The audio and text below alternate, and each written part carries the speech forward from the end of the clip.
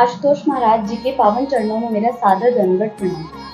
आज मैं आप सभी के सामने इस वीडियो के माध्यम से भक्त और प्रभु की रिश्ते की एक ऐसी डोर खोलने जा रही हूँ जो बहुत ही संदेशवाहक है। एक ऐसी कहानी जो भक्त का प्रेम दिखाती है उसके प्रभु के प्रति, जो भक्त का एक तरीके से लोगों के कहने पर उसके प्रभु से दूर होने का एक एहसास बताती है।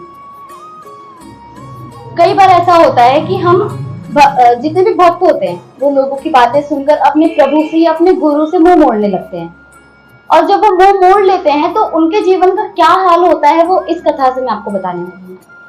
बहुत समय पहले की बात है, एक निरिजा नाम की महिला होती थी। ये कहानी ब्रज की है। तो जब उनकी शादी तय हुई तो उनके घर में बहुत ही उत्साह का माहौल था, हर तरफ खुशियां ही खुशियां थी। जब शादी का दिन नजदीक आया तो उनके घर में जैसे शादियां होती हैं, बहुत सारे भजन हो गए, कीर्तन, सारी रस्में, बहुत ज्यादा शोर शराबा हो गया।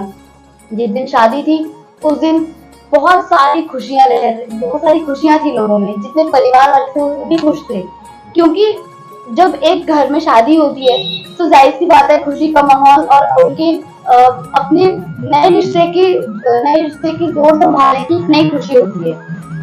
ठीक वही खुशी निरिजा के जीवन में भी आने वाली है। निरिजा नाम की जो इसमें महिला है वो कृष्ण से किस प्रकार दूर होती है आज हम देखेंगे। जब उसकी शादी जिस दिन थी उस दिन सभी उसको तैयार करने में लगी हुई थी। सारी सखियों ने उसे कहा कि ब्रज में एक ग्वाला रहता है, तुम सबसे तो बात करना लेकिन उस ग्वाले से कभी मत बात करना, कभी उनके सामने भी मत आना, वो बहुत ही बड़ा छलिया है। बातें चली नहीं थी, निरिजा के मन में भी प्रश्न थे कि ऐसा कौन है जिससे सब कह रहे हैं कि अगर उसे देख लिया तो बाकी गोपियों की तरह मैं भी बावली हो जाऊंगी। तभी माँ आई। माँ ने कहा कि ससुराल में जाके सबसे प्रेम भावना से रहना, सभी के साथ अच्छे से रहना और सभी से बातचीत भी रखना, परंतु वहां पर एक छलिया रहता है, उसका नाम है कन्हैया, उससे दूर रहना, उसको अपना चेहरा भी मत दिखाने देना। अगर तुमने कदाचित उसका चेहरा भी देख लिया तो तुम उसके लिए बावली हो जाओगी। जैसे पूरी ब्रज की गोपियां उसके पीछे भागती हैं, ना उनको अपने पति की सुध है ना उनको अपने परिवार की सुध है, ठीक तुम्हारा हाल भी वैसा ही हो जाएगा। जब निरिजा अपने विदाई के बाद अपने ससुराल पहुंची, ब्रज का माहौल ही अलग था। हर तरफ सिर्फ कृष्ण ही कृष्ण, वायु में कृष्ण, बातों में कृष्ण, यहाँ तक कि गोपियों के पायल की झनकार में भी कृष्ण। हर तरफ केवल कृष्ण ही कृष्ण था, और इसमें निरिजा की भी गलती नहीं थी। आखिर वो बचे तो कब तक बचे? वो बाहर निकलती तब भी उसे कृष्ण कृष्ण सुनाई देता, घर में रहती तब भी कृष्ण कृष्ण सुनाई देता। उसने ठान लिया था कि ना ही वो कृष्ण को देखेगी ना ही वो कृष्ण को सुनेगी, और अगर कृष्ण उसके सामने आता है या कोई इसके बारे में बात करता है तो वो तुरंत वहां से हट जाएगी। अपने इस परिणय को ठानने के लिए उसने बहुत बड़ी एक योजना की। उसने सोचा कि मैं घूंघट लेकर चलूंगी। जब मेरा घूंघट होगा ना ही कृष्ण मुझे देखेगा और ना ही मैं कृष्ण को देख पाऊंगी, और अगर कोई कृष्ण की बात कर रहा होगा तो मैं अपने कान बंद करूंगी। मुझे केवल अपने पति और अपने जीवन में ही खुश रहना है, मुझे किसी के प्रति बावला नहीं होना है, ऐसा उसने ठान लिया। अब कुछ दिनों बाद जब वो अपने घर के बाहर जाती थी, बाकी सखियों से मिलती थी, आना जाना करती थी, तो वो भी कृष्ण की ही बात करती थी। तो जब कोई कृष्ण की बात करता तो वो अपने कान बंद कर लेती थी। अगर कहीं बाहर जाती तो इतना लंबा घूंघट करके जाती कि अगर कृष्ण सामने आ जाए तो वो देख ना पाए उसे। कभी उसे पता चल जाता कि उस रास्ते कृष्ण आ रहा है तो वो रास्ता ही छोड़ देती, वो दूसरे मार्ग से चली जाती थी।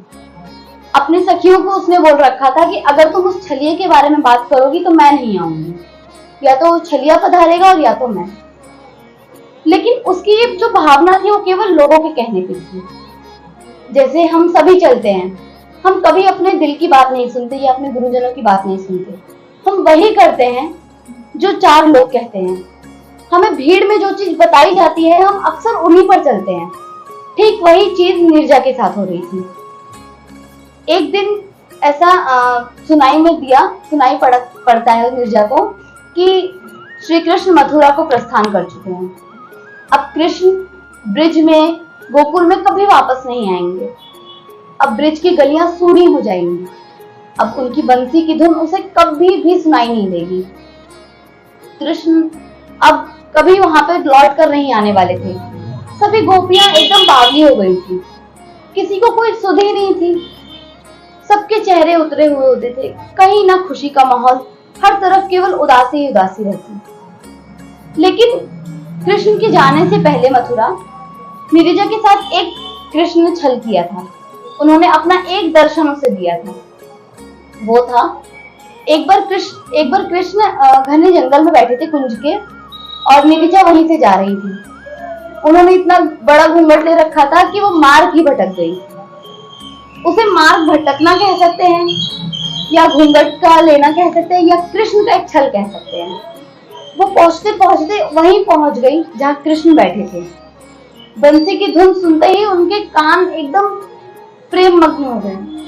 उनको ऐसा महसूस होने लगा कि ये वही चीज है जिससे वो बहुत वर्षों से बिछड़ी हुई थी, या बहुत ही जन्मों से बिछड़ी हुई थी।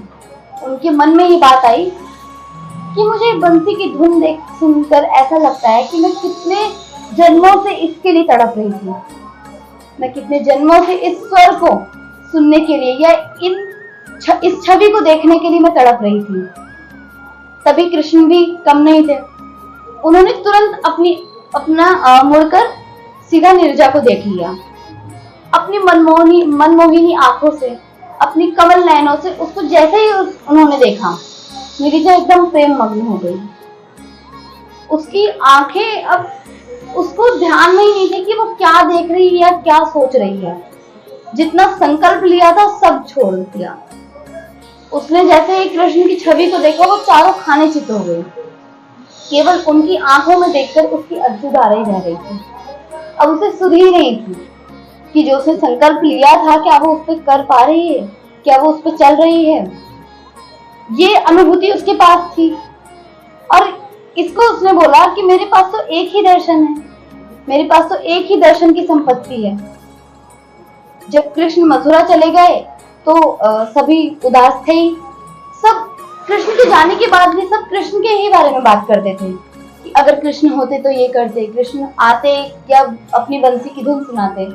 सबके पास हजारों किस्से थे, लेकिन नीरजा के पास केवल एक था, और वो था उसकी एक दर्शन की संपत्ति। उसने केवल एक ही दर्शन पाए थे श्री कृष्ण के, और जिस दिन उसने दर्शन पाए उसके बाद से उसने अपने मन में सोचा कि मैं तो माँ की बात ही भूल गई। मैं माँ को कैसे समझाऊंगी कि जिस छलिए से बचने के लिए उन्होंने कहा था मुझे, वो तो मेरे सम्मुख ही आके खड़ा हो गया। मैं तो उससे सीधे सीधे पराजित हो गई। सोच में डूबी रहती थी। हर पल उनके मन में एक ही सवाल चलता था कि क्या कृष्ण दोबारा मुझे दर्शन देंगे। अगर कभी किसी से बात करती तो वो केवल कृष्ण की कथाएं सुनाता, परंतु इस बेचारी के पास तो एक ही कथा थी, और वो भी कैसे सुनाए। उसमें भी उसको सुध नहीं थी कि वो अपने किन शब्दों से अपनी कथा को सुनाए। जब उसको कभी ऐसा बुरा लगता या सोच में पड़ जाती तो तुरंत निकल जाती उस कुंज वन में और जाकर वहां बैठ जाती। उस अनुभूति को बार बार सोचती। उसे लगता था कि अगर मैं बार बार सोचूंगी तो क्या पता कृष्ण आ जाएंगे। बार बार अपने पुराने संकल्प को लेकर हमेशा अपने आप को कुलसती रहती कि मैंने नाम तो उनका ही लिया, लेकिन ठीक रूप से नहीं। अब मेरे पास कुछ भी नहीं बचा है। मैंने तो लोगों की और सखियों की बात सुनकर अपना वो अमूल्य पल कृष्ण के साथ खो दिया जो कभी मेरे पास भी होता। मैंने तो वो चीज खो दी जो मुझे परम से मिला सकती थी। हर पल उसके मन में सवाल उठते थे। अब वो भी बावली होती जा रही थी। उसकी जो सुध थी अब केवल कृष्ण में थी। सोते जागते उठते बैठते उसको सिर्फ अपनी उस अनुभूति, अपने उस एक दर्शन की ही याद में रहती। एक दिन जब दोबारा वो कुंज गई, वहां बैठी और बोली, अब तो कृष्ण मेरे जीवन की अंतिम बेला है। अब मैं आपको याद कर करके मुझे ऐसा नहीं लगता कि अब मैं बच पाऊंगी।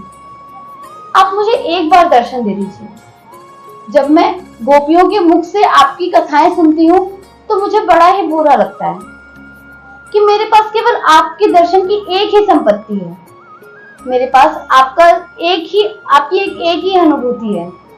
मुझे केवल अपना एक दर्शन दीजिए, अपने उन मनमोहिनी आंखों से मुझे केवल एक बार दोबारा देख लीजिए, तो मैं समझूंगी कि मैं अपने उस परम से मिल चुकी हूँ जिससे मैं बिछड़ गई थी। भक्त बोले और प्रभु ना सुने, ऐसा तो कभी हो ही नहीं सकता। साक्षात कृष्ण प्रकट हो गए।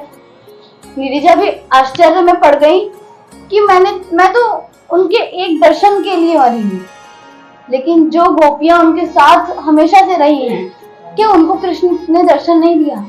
तो मुझे साक्षात कैसे दर्शन हो गए? कृष्ण प्रकट हुए और बोले कि मैं तुम्हारी भक्ति समझ रहा हूँ।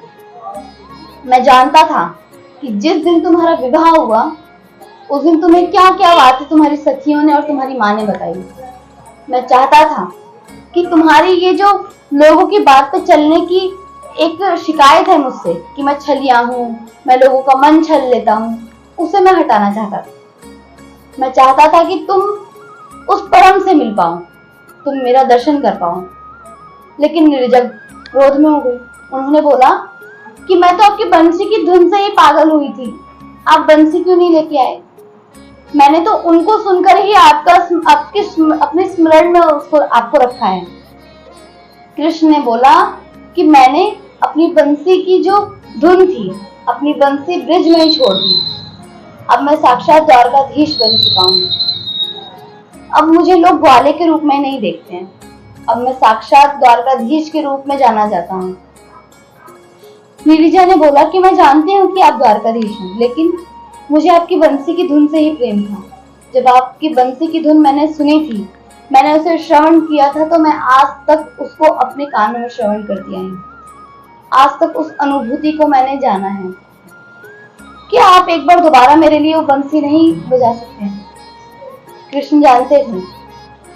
उन्होंने दोबारा से नीरजा को समझाया, लेकिन कहते हैं जब भक्त हट में आ जाता है तो प्रभु की भी नहीं सुनता है, और जब भक्त हट के एकदम पार हो जाता है तो प्रभु को वो काम करना ही पड़ता है जो उसके भक्त को चाहिए। कृष्ण ने उसे अपने अंतरात्मा से मिलाया, अपने छल को समझाया, उसे समझाया कि जिस परम से वो बिछड़ी हुई थी वो परम आज उसे मिल रहा है। और नीरजा का जब उसकी आत्मा से मिलन हुआ, जब नीरजा ब्रह्म से मिली, तो उसके जीवन की जो अंतिम बेला थी वो इतनी सौंदर्यपूर्ण थी, इतनी ही सुंदर थी कि बाकी गोपियों से वो कुछ कह ना पाई। अब उसके मन में एक अनुभूति से हजारों अनुभूतियां थी। अब उसका जीवन तर चुका था। अब वो साक्षात परम से मिल चुकी थी, अब वो साक्षात कृष्ण का दर्शन पा चुकी थी। अब उसे समझ आ गया था कि जिस छलिया कपटी से उसे दूर रहने को कहा था वो छलिया नहीं है, वो तो साक्षात परम ब्रह्म से मिलाने वाली एक राह है। जिस प्रकार गुरु अपने शिष्य को सद्गुरु से मिलाने के लिए एक छोर तक उसका साथ देते हैं, ठीक उसी प्रकार कृष्ण ने नीरजा को पर ब्रह्म से मिलने के लिए एक छोर तक उसका साथ दिया, ताकि जिससे वो बिछड़ी हुई है उससे मिल जाए। आखिर में नीरजा का ब्रह्म से मिलन हुआ।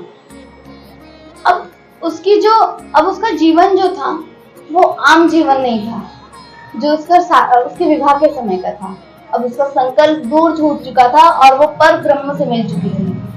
अब उसका संकल्प एक ही राह पर था, केवल ब्रह्म की प्राप्ति।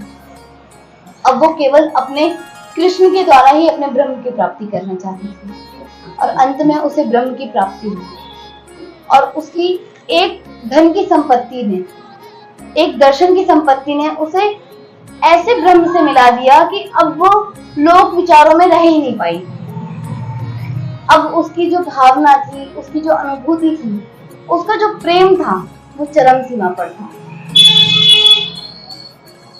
ठीक वैसे ही जिस प्रकार इस कहानी में बताया गया है कि एक भक्त और प्रभु की किस प्रकार रिश्ता होता है, किस प्रकार एक भक्त और प्रभु का रिश्ता होता है, ठीक उसी प्रकार गुरु और शिष्य का भी रिश्ता है। हर एक कहानी को गुरु और शिष्य के प्रेम से जोड़ दिया जाता है, क्योंकि केवल एक ही प्रेम सत्य है। अगर प्रेम की पराकाष्ठा की बात की जाए तो प्रेम वही है जो एक गुरु अपने शिष्य से करता है। क्योंकि जितने भी समाज के लोग हैं, हमारे रिश्तेदार हैं, नातेदार हैं, जितने भी हमारे सगे संबंधी हैं, वो केवल हमारे काम से हमसे जुड़े हुए हैं। संत महापुरुष कहते हैं कि जब तक तुमसे काम है, लोग तब तक तुमसे जुड़े रहेंगे। जब तुम बेकाम हो जाओगे तो ये सब तुमसे मुंह मोड़ लेंगे। लेकिन एक गुरु ही होता है जो अंत तक अपने शिष्य का साथ देता है। उनका प्रेम ऐसा होता है कि उसका शिष्य हर पल अपने प्रेम को झलकाता रहता है। जरूरी नहीं है कि गुरु और शिष्य हर पल एक साथ रहें।